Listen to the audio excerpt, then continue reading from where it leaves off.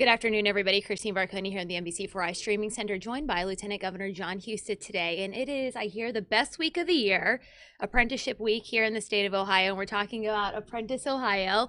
And very impressive stats here that you guys sent over to me. Ohio has the most apprenticeships in the Midwest, and what is it, the third most in the Third entire most in the country. country. So 19,000 Ohioans are already in these apprenticeships. Can you kind of explain what they are, what the benefits are, et cetera?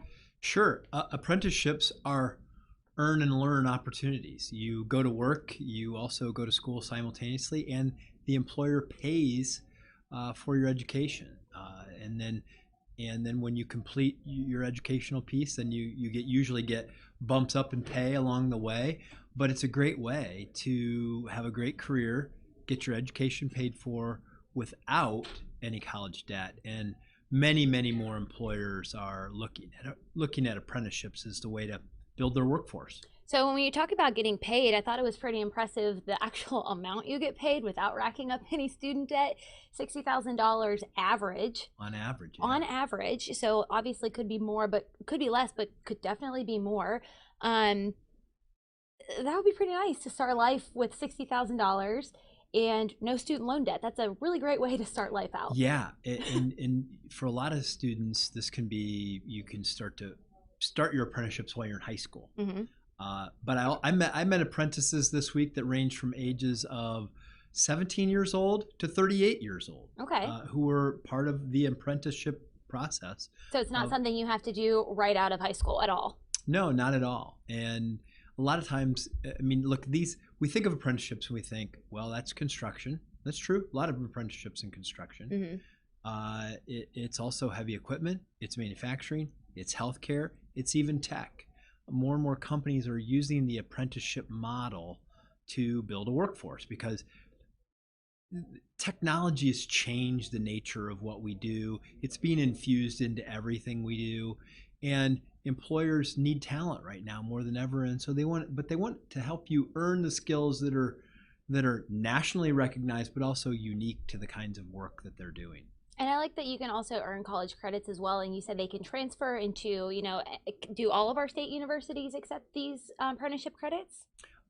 It varies. Yeah. It depends on the type of apprenticeship you are, but they're more and more they're getting closely aligned where your apprenticeships and the coursework that you take to earn the credentials are aligned with some college credits. Okay. And particularly, look, if you're in manufacturing, construction, you need math skills. I mean, you're going to need these kinds of skills, and a lot of it is college level kind of math. So why not help also give you credit for earning those credits?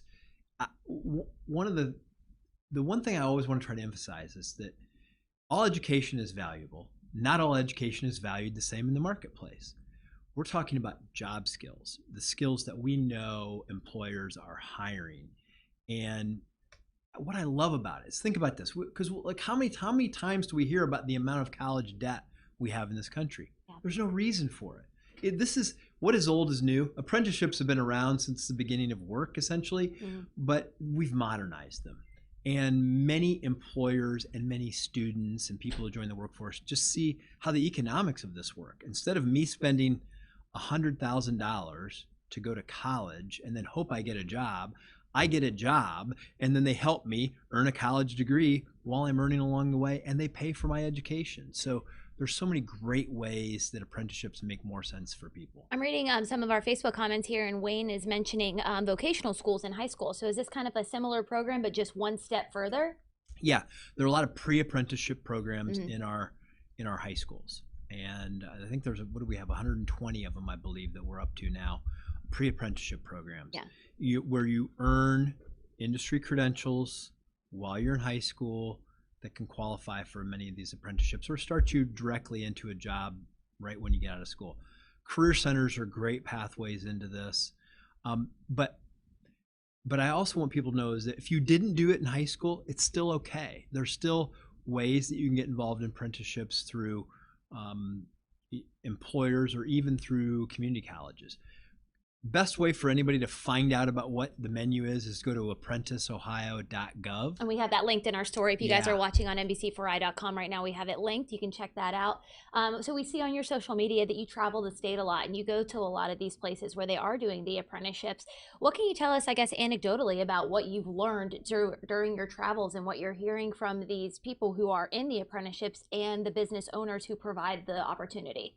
Well, I was at a lot of great things. High school students, people who've recently graduated, people who've had dead-end careers and now they're back doing apprenticeships. What they love about it is the earn and learn aspect. Mhm. Like I hear that over and over again. It's like, hey, I have to have a job. I got to put some money in my pocket, but I can also get an education. I can also earn college credits. I can also move towards that associate's degree or bachelor's degree, because everybody has a different view. But I talked to a group of students this morning who, a lot of them from Appalachia, and we were down in Logan, Ohio at an operating engineers training center. And the one young man, he got the question asked, he says, well, how much are you making a week while you're doing this? He's like, well, he was kind of like, he goes, on a 40-hour week, I'm making $900 a week. But he said, most weeks I'm doing 50 hours, and so I make a lot more than that. Mhm. This is as an apprentice. Yeah. He's driving a bulldozer, doing stuff. He's like, I don't want to be inside. And he's like, in what young man particularly, and by the way, there was a lot of young women there as well. Yeah.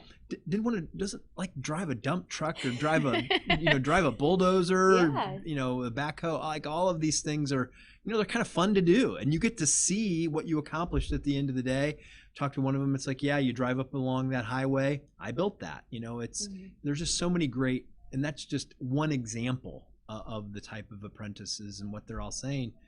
But some apprentices are going to go to work. They're going to go to college. They're just going to stay focused on, you name it, like anything under the sun. Yeah, they're doing it. There's of course the blue collar work of out there, building the roads in the dump truck, etc. But there's the office jobs as well. IT jobs, healthcare jobs, cybersecurity, like all of that. It's a pathway into nursing. It's a pathway into a variety of careers. It's not just construction, not just manufacturing. It is almost every industry sector now is using an apprenticeship model. I know that one of the biggest employers in Central Ohio, JP Morgan Chase, has a program they're involved with called Apprenti. I mean, just you name it, it's out there. And this is, just I'm going to emphasize this probably for the third time in this interview. You get a job. You're earning, you're making money, you're sustaining yourself, and you're learning at the same time as somebody else. Yeah, it's not an unpaid internship. Yeah, it's not an unpaid internship. You're getting paid well. Yeah. A wage, $60,000 a year on average, as we mentioned earlier. Would have loved that at 22. Yes, exactly. Well, think, and some of these students are 18. Yeah. They're right out of high school, and they're like going out, making good money, and not having to rack up college debt.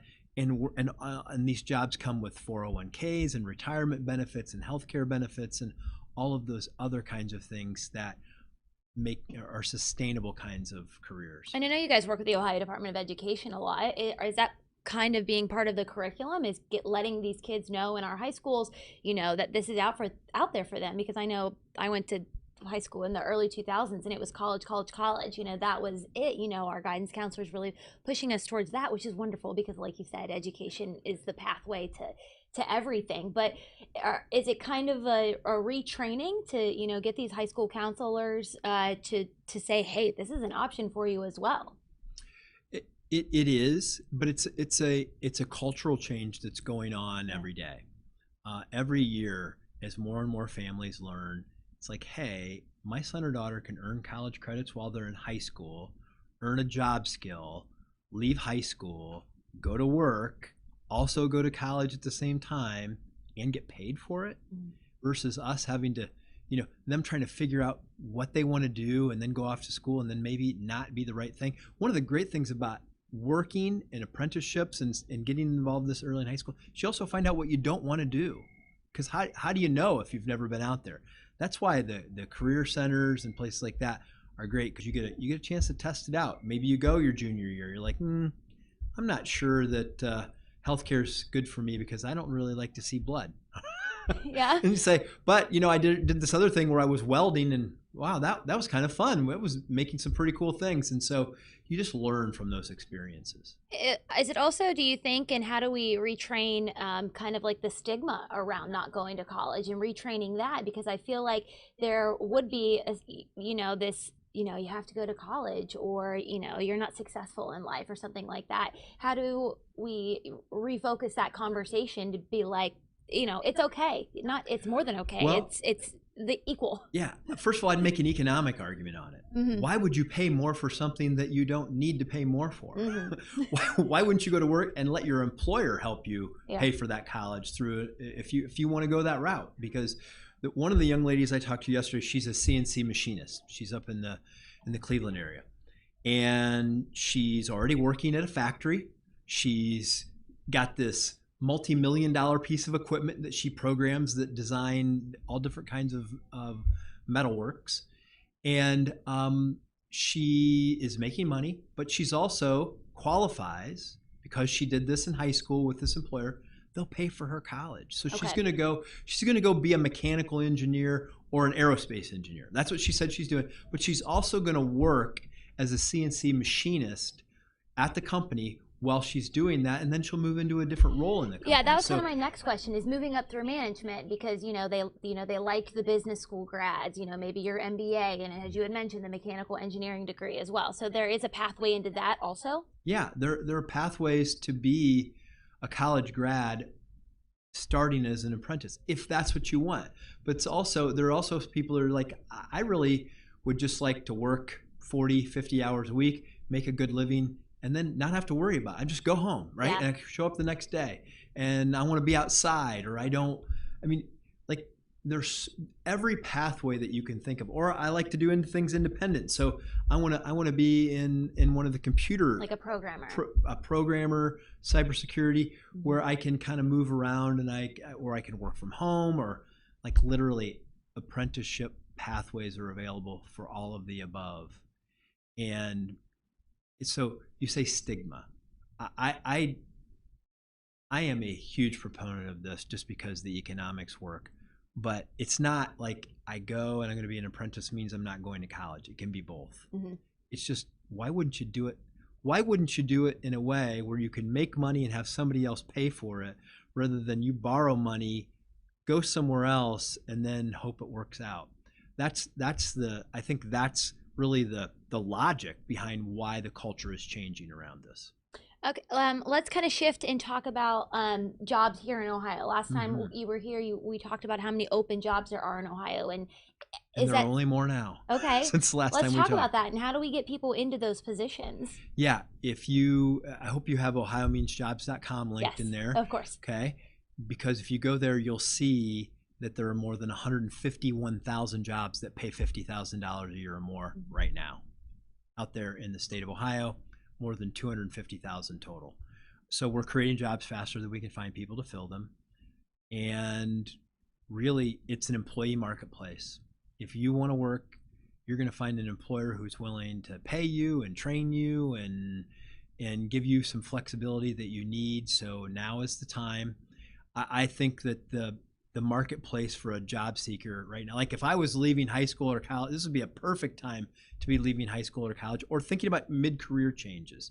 Right now is the time, because there's so many great opportunities, and we have programs like IMAP and Tech Cred, where we can upskill you even while you're in the workplace, where you can continue to grow and earn new credentials that are going to allow you to change paths or upskill yourself so you can earn more. Okay. Anything else that we haven't touched on that you want to talk about today? Well, I would just say, please, right now, businesses need you to be successful, particularly your local small businesses. Okay. Mm-hmm. It's getting near the holiday season. This is when a lot of them make their money. And it's almost like a community service or a patriotic duty that you can serve by maybe taking a part-time job, even if you don't need to work, by helping out a local business. And I would just say that America, we always use the term, it's the land of opportunity. It truly is the land of opportunity right now if you want to start a new career. So take advantage of the tools that we offer through the Apprentice Ohio program, Ohio Means Jobs, and all on Tech Cred, the various job training programs we have. So get out there and make the work. I'm going to read you this comment because I think you'll like it. Kevin Jones says, my son is a junior and attends Eastland Career Center for vocational trade, and it's been a huge blessing for him. So Yeah, what a testimonial. yeah, it is. I'm telling you, I go to these career centers all the time. They're just amazing. When you see the technology that's in there that they're preparing young people for, it's amazing. Awesome. All right, Lieutenant Governor, thank you so much for being with us here today. If you want to learn more information about these apprenticeship programs, and we've got a link to everything you need to know, it's in this story. If you're watching on NBC4i.com, you can scroll down and click that to learn more. And we'll see you guys later here in about 23 minutes on First at 4. Bye.